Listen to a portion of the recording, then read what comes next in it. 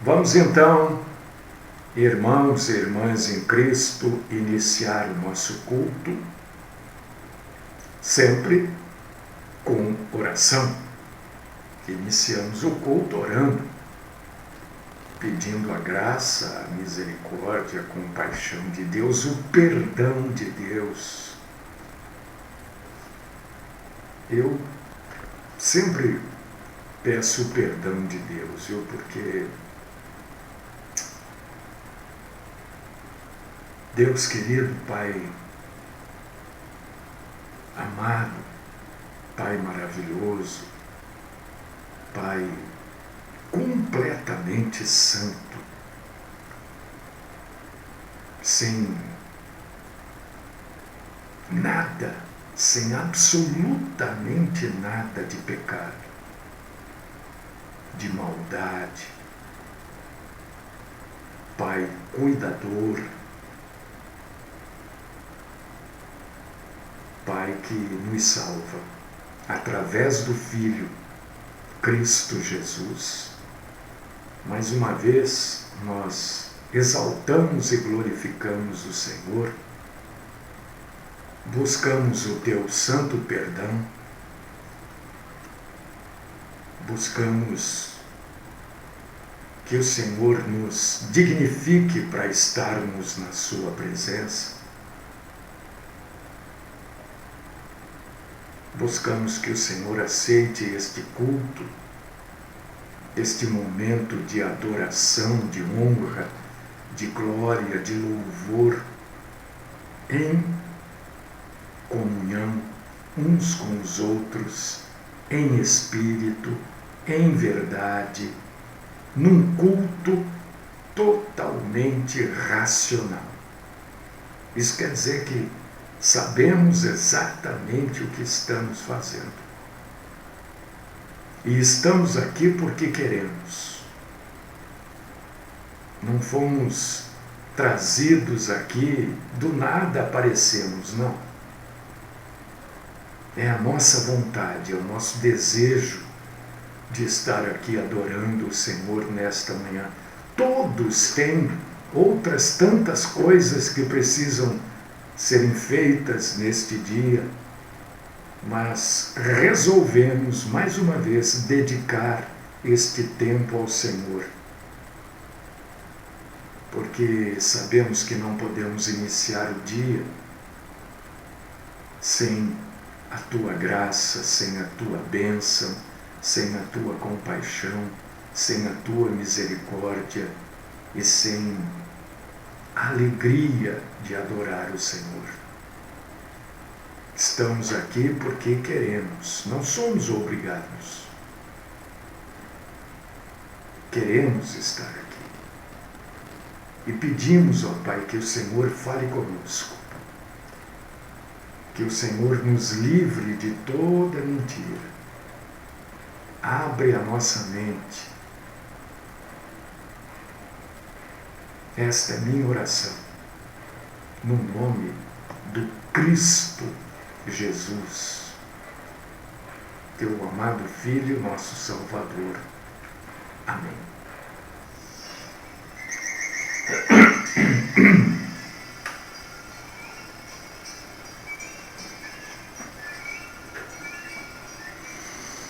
Muito bem. Irmãos e irmãs, hoje a gente vai falar sobre responsabilidade. Responsabilidade.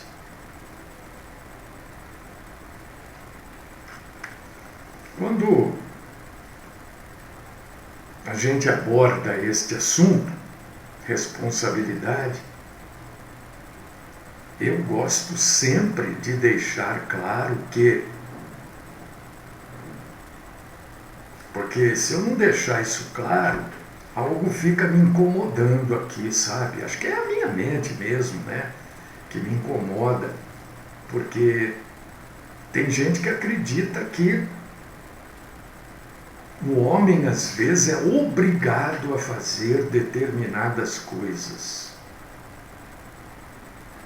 E eu não creio nisso, porque senão o homem não teria responsabilidade.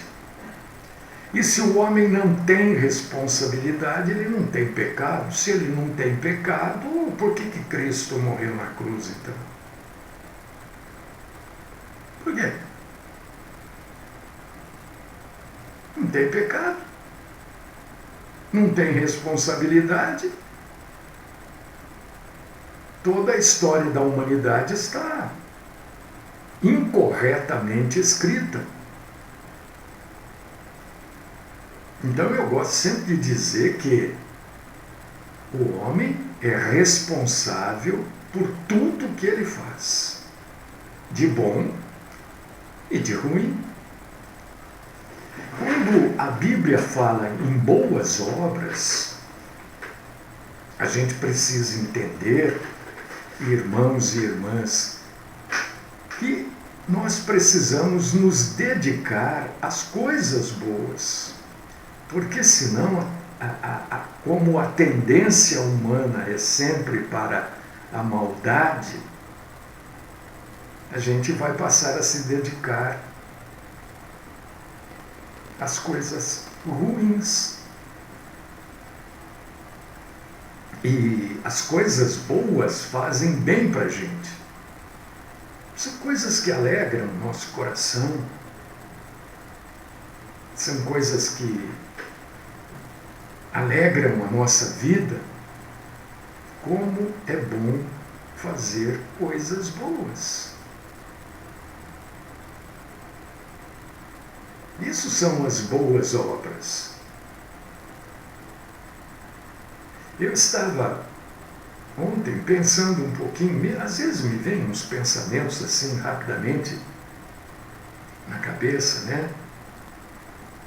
A maioria das religiões ensinam que o homem, para ser salvo,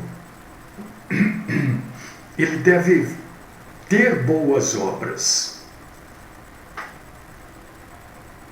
O cristianismo é exatamente o contrário. O homem não é salvo porque ele tem boas obras. Ele faz boas obras exatamente porque ele é salvo. Não, isso não é um jogo de palavras. Aqui eu vou só explicar. Não é explicar, não. Eu vou dar um exemplo só. É claro que isso que eu vou falar tem um ato muito mais profundo do que simplesmente isso, né? Mas, por exemplo, o pessoal do Islã, os muçulmanos, por exemplo, eles têm o Ramadã, né? E no Ramadã, dentre as orações, tal, eles jejuam durante o dia, não comem nada durante o dia. São as boas obras, porque eles creem que isso tudo vai ajudá-los a ir para o paraíso. Eu não quero entrar aqui nesta questão, estou só trazendo um exemplo. Os católicos fazem as suas rezas, dão a esmola, as novenas, enfim, as missas, porque creem que isso vai ajudá-los a ir para o céu.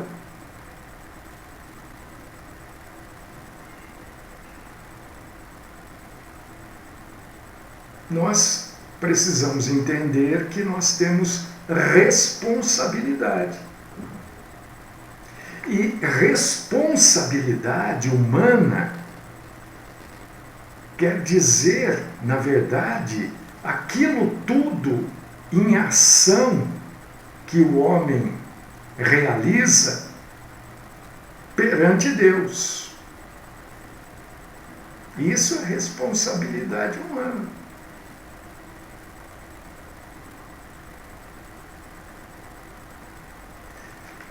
Eu quero fazer uma pergunta para você, minha irmã. Eu vi que hoje tem bastante irmãs aqui no Facebook. Nas outras mídias eu não sei, mas aqui no Facebook tem um número considerável de irmãs. E quero fazer esta pergunta também para os irmãos. Você que está aí acompanhando isso hoje, já teve necessidade de pecar?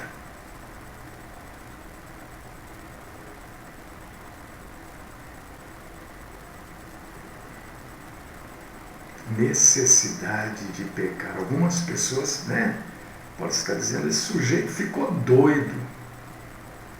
Ficou doido, endoidou. Não.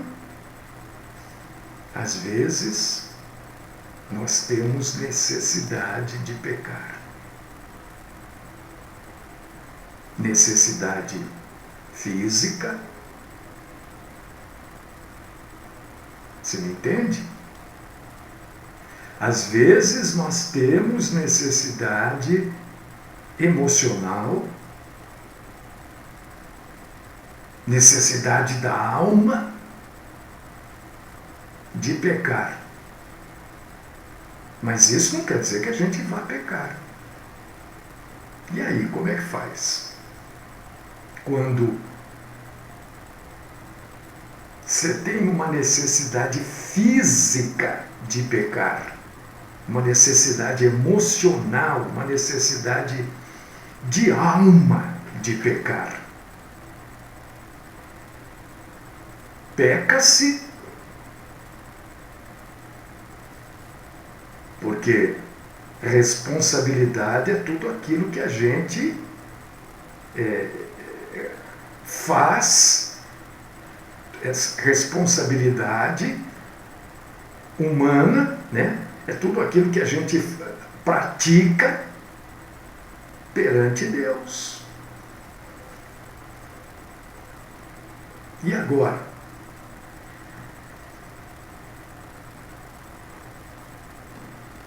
E agora, meu irmão, minha irmã, talvez, não sei, eu tenho essa mania de explicar as coisas, porque às vezes a gente fala alguma coisa e a maioria entende, outras pessoas têm um pouco mais de dificuldade para entender. E eu quero que todo mundo entenda aquilo que eu estou falando. Não quero ser uma pessoa que fala e meia dúzia entende e a outra meia dúzia não entende. Tem que entender. Então eu falei aqui em necessidade física e emocional de pecar. E eu quero dar um exemplo aqui para você. Você é casado, você é casada. O seu esposo, a sua esposa, não tem nenhum tipo de desejo para com você. O seu parceiro, a sua parceira, o seu cônjuge não tem nenhum tipo de desejo de intimidade para com você. Isso já se arrasta há alguns anos, há alguns meses. E aí surge a necessidade física da outra parte, da parte que está em jejum de intimidade. Como é que faz? Então, quando eu falei em necessidade física, eu estava usando este exemplo de um casamento.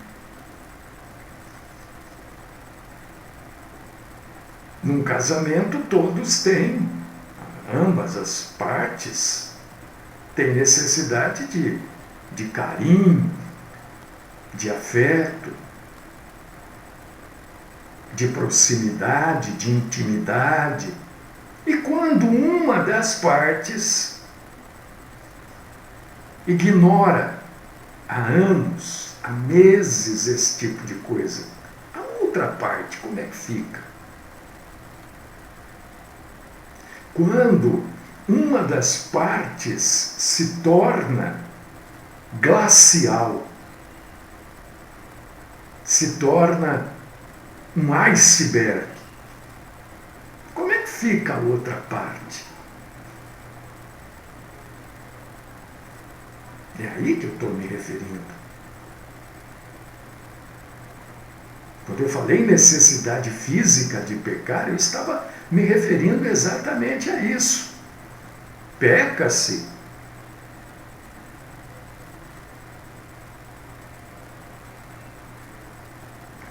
Como é que faz? Isso da parte que está sendo afetada, isso será pecado? Estaria havendo da parte aonde acontece a inércia uma traição, mesmo que não haja um outro homem ou uma outra mulher, porque esta parte não está cumprindo para com o cônjuge, né? Aquele trechinho da Bíblia que diz que o homem tem que dar à mulher aquilo que é devido e a mulher ao homem.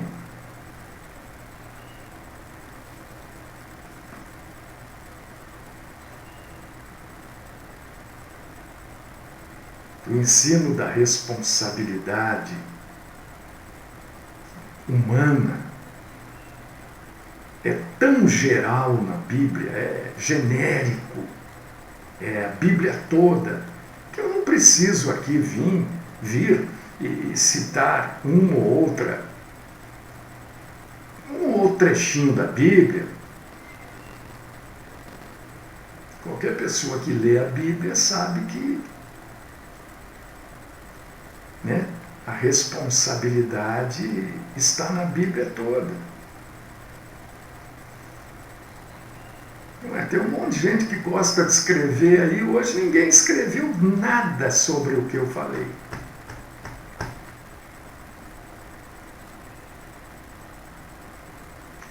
E eu quero dizer para vocês que isso que eu acabei de citar aqui, irmãos e irmãs, acontece com muitas e muitas e muitas pessoas.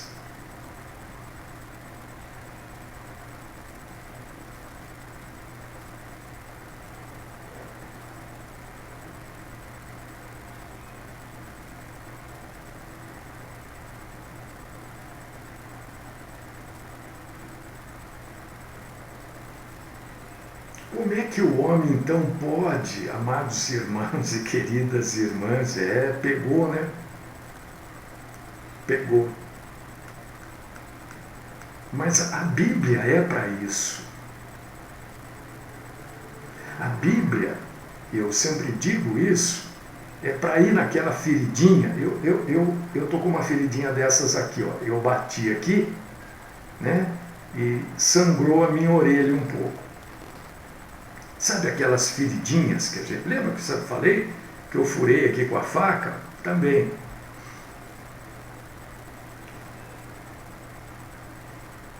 A Bíblia é para ir nesses lugares, nessas feridinhas, e tirar a casquinha que fica. Sabe aquela casquinha? Aquele sangue que seca, né? Protege a ferida ali. A Bíblia vai ali, ó, e cutuca. Tira essa casquinha. Para isso que serve a Bíblia. A Bíblia serve para escancarar o que nós somos. A Bíblia não é para passar pano, alisar. A Bíblia é para mexer com a gente. A Bíblia é para tratar desses assuntos. Responsabilidade humana. Aí alguém pode estar perguntando assim, pô, peraí, mas tudo que o homem faz, né? Deus já não está sabendo o que ele vai fazer? Claro que está. Deus já não está sabendo na sua onisciência.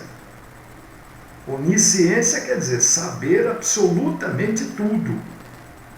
Né? Porque, mais uma vez, eu quero explicar isso. Explicar não.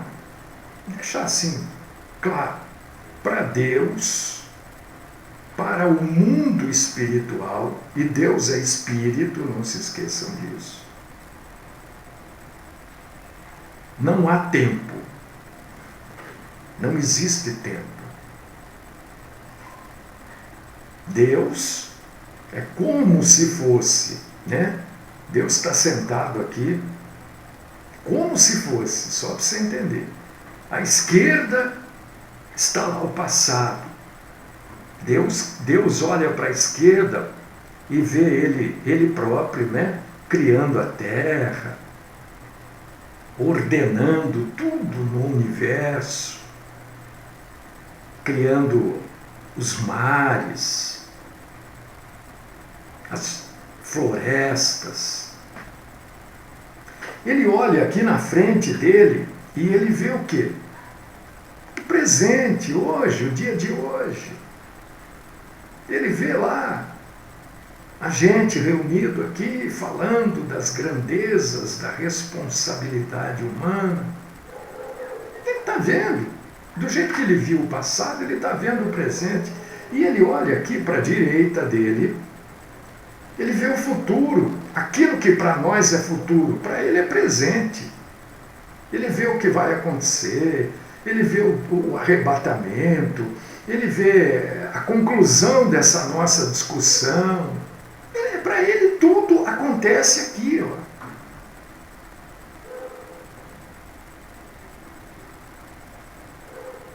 E Paulo escreve sobre essa questão, né? Porque esta pergunta, se Deus sabe tudo, por que né, Deus não toma uma atitude, não fala com esse homem que está glacial, não fala com essa mulher que está um iceberg? Porque nós temos responsabilidade, porque isso nós é que temos que resolver.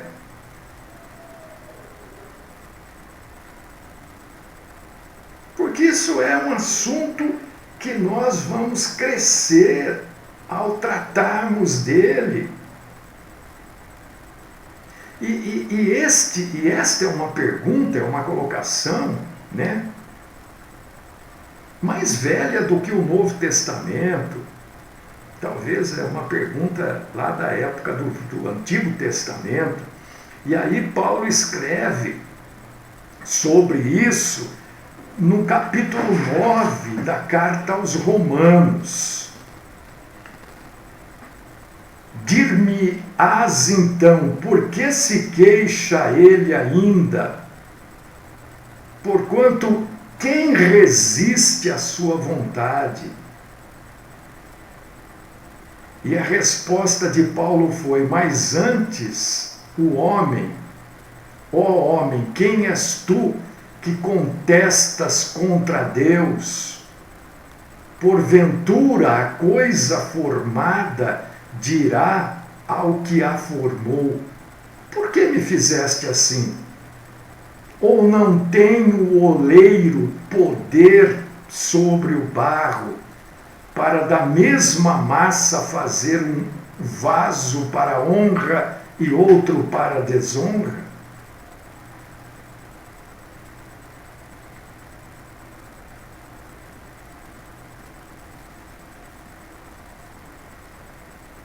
O homem, amados irmãos e queridas irmãs, é responsável por todas as ações que ele toma.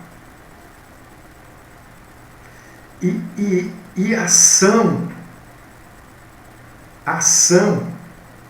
é algo que você faz, ou também pode ser algo que você não fez.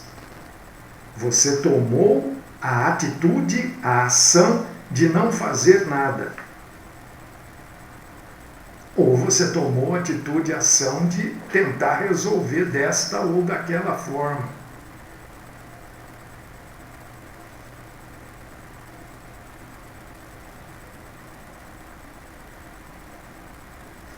Existem 3 decretos de Deus que a gente precisa entender isso. Nós, como cristãos, precisamos entender. 3 decretos, existem mais.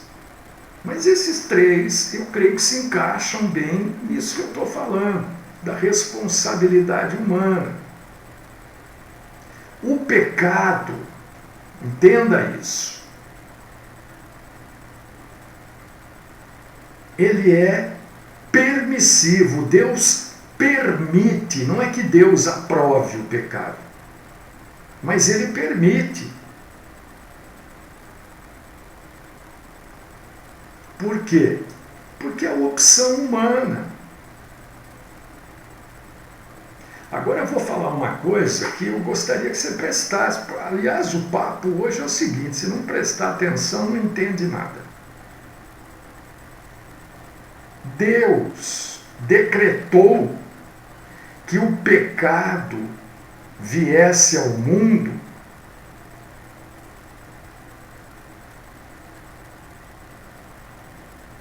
por motivos que somente Ele conhece.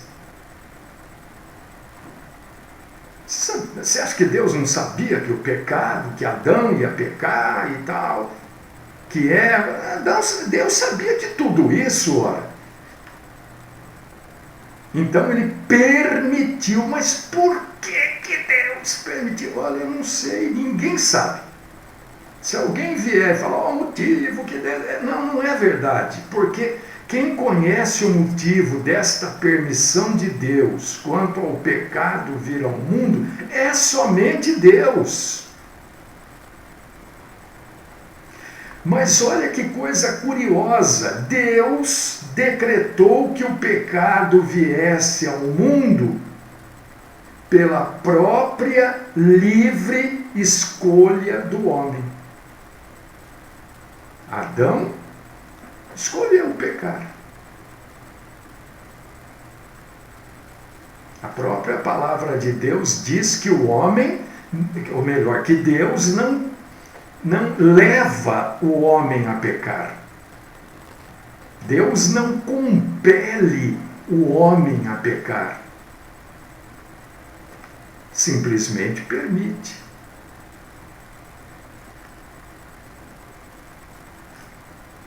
É opção sua. O homem não é Deus. O homem é homem. O homem é a causa do pecado, não é Deus que é a causa do pecado. Eu citei a situação do casal, homem, mulher, da necessidade física do pecado. Quem é a causa desse pecado? Que pode ou não ser cometido. É o homem que é a causa. O homem no sentido de homem ou mulher, né? Por causa disso que o homem é responsável por tudo que ele faz. Não adianta falar, mas o diabo, olha, o diabo me fez pecar. É o espírito de prostituição. Não, para, que é mentira. Porque se existisse esse tipo de coisa, o homem estaria isento do pecado, então. O culpado é o espírito de prostituição.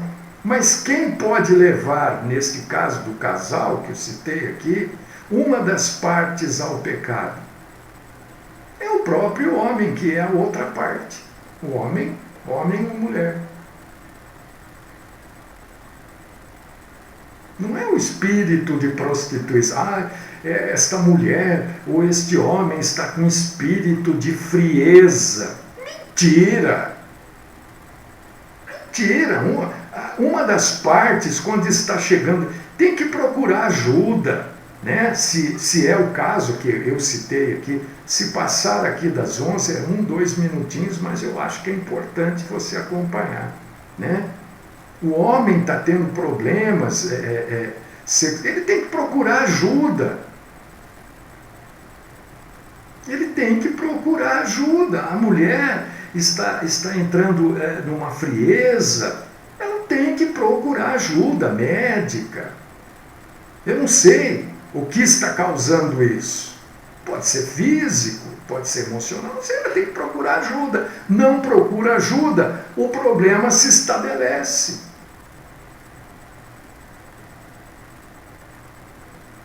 A lei de Deus, e não o decreto de Deus, é que fixa a responsabilidade do homem. A lei de Deus é o guia e o padrão do homem.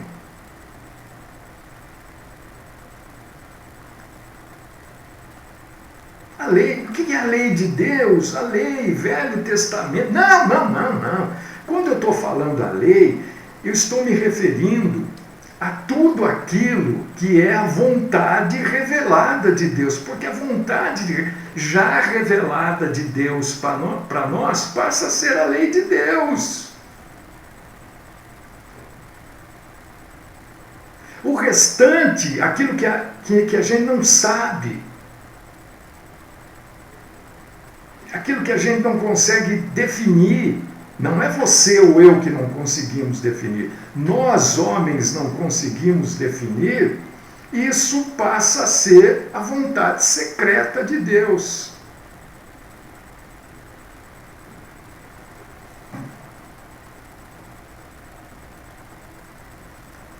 Não, o homem não muda nada, irmão. Não é que Deus já viu no futuro, irmão Gilmar, querido. Não existe futuro para Deus. Não existe presente, não existe passado. O tempo. Primeiro você tem que entender a questão do tempo. O tempo existe para nós aqui no planeta Terra. A Terra gira em torno do Sol, é isso que marca o tempo. Deus não é determinado por esse tempo. Deus não é regido pelo planeta Terra. O planeta Terra é regido por Deus. Deus sabe, se ele está vendo o que o homem vai fazer, ele já sabe que o homem vai fazer. Agora, isso é um problema do homem, fazer ou não. Deus nunca é pego de surpresa, de modo a ele ter que mudar, correr atrás. Eu vivo falando isso.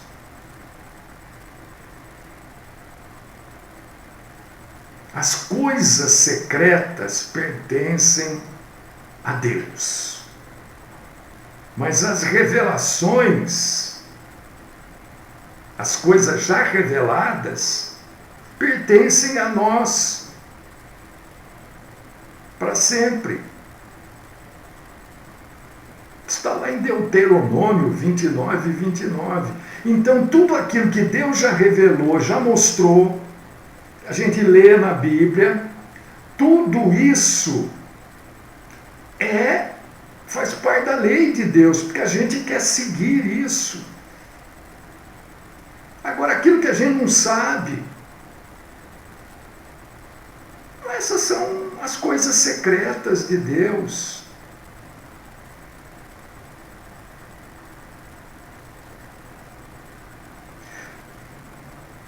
A terceira coisa, né, é que o motivo, presta atenção nisso. Você entendeu, né, Gilmar? Senão depois você me aciona no particular ou no grupo e eu tento explicar melhor para você, só para eu não perder a linha de raciocínio aqui e para eu ganhar tempo também. O motivo, antes do homem pecar, faz o homem responsável pelo pecado. Por que o homem peca? Por que o homem peca? Eu coloquei o caso aqui do casal. Por que o homem peca? O homem ou mulher, não é homem masculino, é homem no sentido de humanidade. O homem peca porque ele quer.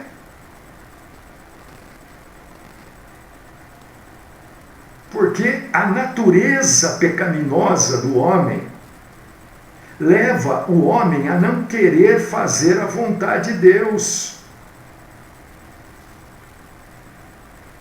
E aí a gente lê a Bíblia e estudar a Bíblia vai muito além de entender só.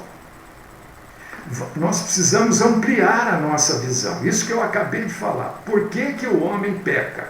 O homem peca porque ele quer pecar.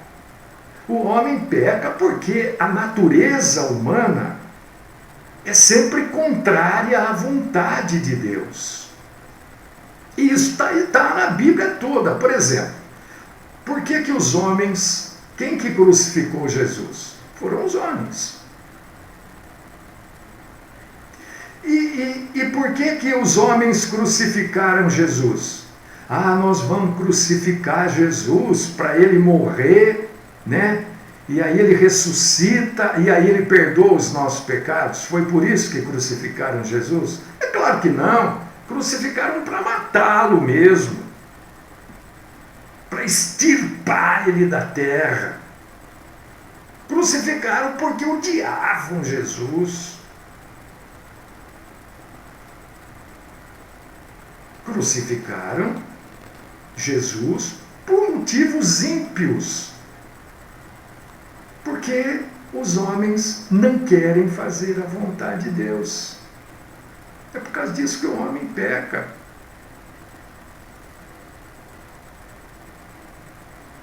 E o pecado sempre, oh meu Deus do céu, o pecado sempre procede do amor do homem às trevas. Isso está lá em João 3,19, em outras palavras. Então, meu querido irmão e minha querida irmã, eu quero nesta terça-feira levá-lo a pensar um pouco no que é ser cristão. A maioria de nós veio, né, de um falso cristianismo. E às vezes esse tipo de coisa é difícil da gente renovar a nossa mente. Mas por que que eu herdo? Por que que eu tenho que ter em mim o pecado de Adão? Você nunca pensou nisso? Não tem nada a ver com Adão, ora. Quem pecou foi Adão, eu não. Eu estou tentando ser certinho, agora eu tenho o pecado de Adão em mim? Claro que você tem, assim como eu tenho. Por Adão ser o primeiro homem, o primeiro da raça, ele era, na verdade, toda a raça humana. Quando ele foi criado, a raça humana se constituía em Adão só.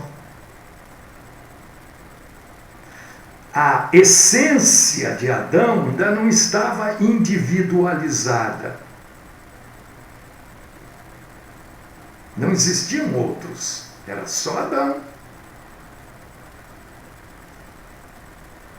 Quando ele peca, ele faz com que toda a raça que estava nele só carregue este pecado.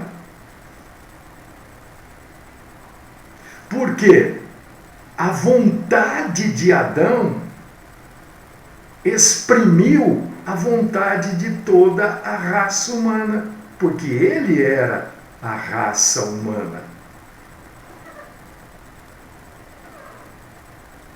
A raça humana se fechava em Adão. Este ato de livre-arbítrio de Adão, esta vontade de Adão, essa vontade da raça que Deus acaba de criar,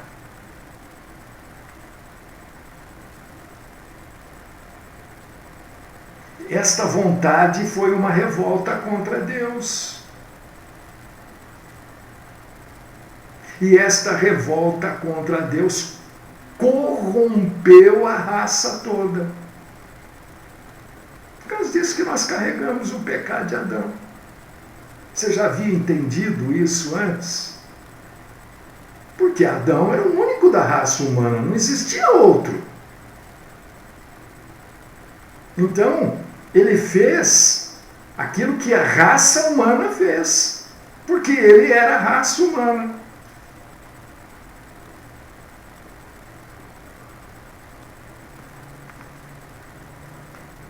E a partir daí, todos os seus descendentes, tudo aquilo que foi gerado de Adão, né, recebe essa herança. Foi imputado imediatamente. Porque nós não somos estranhos a Adão, nós somos a sequência da raça. Toda a moralidade veio de lá. Por causa disso que nós carregamos o pecado de Adão. Quero encerrar aqui, porque o tempo já estourou,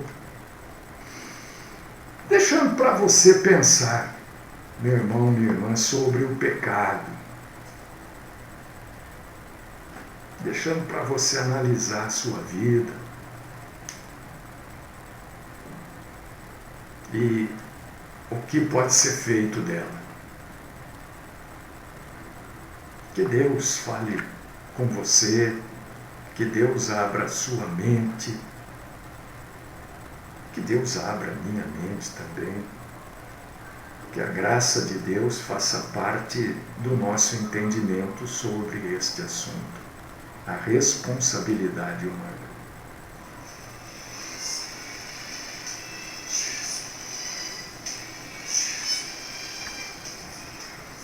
Pai querido, Deus Todo-Poderoso, quantas coisas nós falamos aqui hoje da responsabilidade humana. Algumas vão continuar com uma grande interrogação. O que fazer? Até onde nós podemos resistir? Até a morte. Até a morte do quê? Do corpo, da alma, do espírito. Fala conosco, Senhor, nós queremos entender um pouco mais. Derrama sobre nós o entendimento que vem do Mestre, que é o Santo Espírito do Senhor. Esta é a minha oração no nome do Cristo Jesus. Amém.